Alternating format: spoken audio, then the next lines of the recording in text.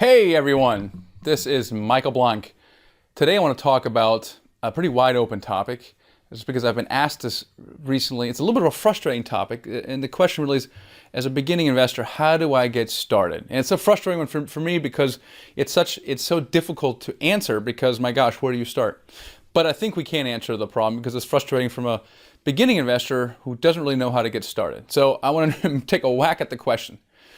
So I'll show a progression here, something that one can do over the course of 3 to 6 months and make incredible progress. I had this conversation with a lady last week that we talked about this, and I think I gave her enough work to do for 3 to 6 months. We'll see.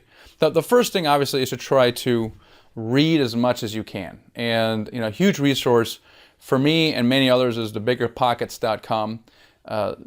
Josh and Brandon do such a great job, as well as the community, providing content from all aspects of real estate investing. So obviously we're talking about apartment building investing, which is the area of my interest, and there's folks like myself, others like Ben Leibovich, who write about apartment building investing and syndication and raising money. So whatever your topic of interest is, just look for those articles or read all of them. It doesn't really matter. Start reading. The second thing is, once you've decided what kind of investing you want to do, apartment building investing, for example, see if you can find a book on the topic on Amazon and just buy one. So you're spending a little money, but you're reading more, right? So the other thing you can do is to find trainers, coaches, etc., that are providing free content, and get on their email lists. Oftentimes they have free ebooks and provide content via email and have other resources that are free, and you can really get a lot of stuff for free right now. So that's the first step. And there comes a point, though, when you should probably stop studying and educating and taking seminars and actually do something. And what I suggest that you do is to start analyzing deals. Find deals and start analyzing them, and figure out what you would pay for them. So what that does a few things. Number one, it obviously allows you to practice, but it also expands your mindset. And if you don't own any kind of real estate or any commercial real estate, you can very easily become overwhelmed with the prospect. And I can tell you from my own experience, when I bought my first 12-unit building, I was terrified. I put that thing under contract, and I was like, oh my gosh, this is a big, brick building, 3 stories, and I was like, wow, what am I doing?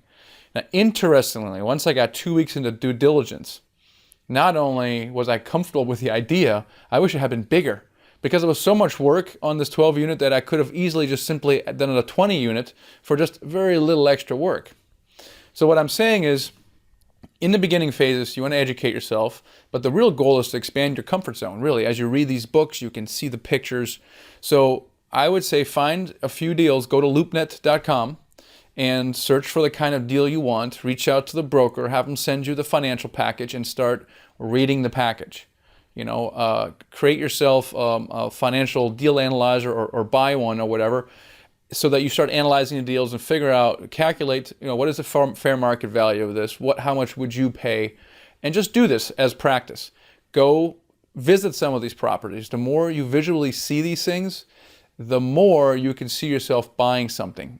Go to the property, look in the units, walk the units, and in fact, if you're not comfortable with an apartment building like that, just go outside your comfort zone. Look at a 10, 20 unit. In your mind, you're thinking, I'm buying a quad or something like that. Just go a little bit bigger, and you'll be amazed how your comfort zone will expand.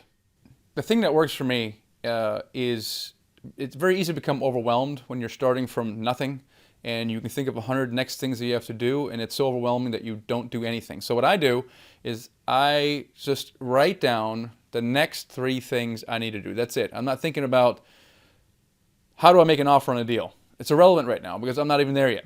So the next 3 things might be to read a book, go to an investor meeting, and read The Bigger Pockets, or something like that. And then you do those next 3 things, and when you're done, you think of the next 3 things that you have to do. And if you do this over the course of, let's say 3 months, you sit up and you're like, wow, it is amazing what I have done over the last 3 months, and it didn't even seem very difficult to me. So always think about the next 3 things you should do them, and come up with your next 3 ones. So hope that helped. Talk to you all next time.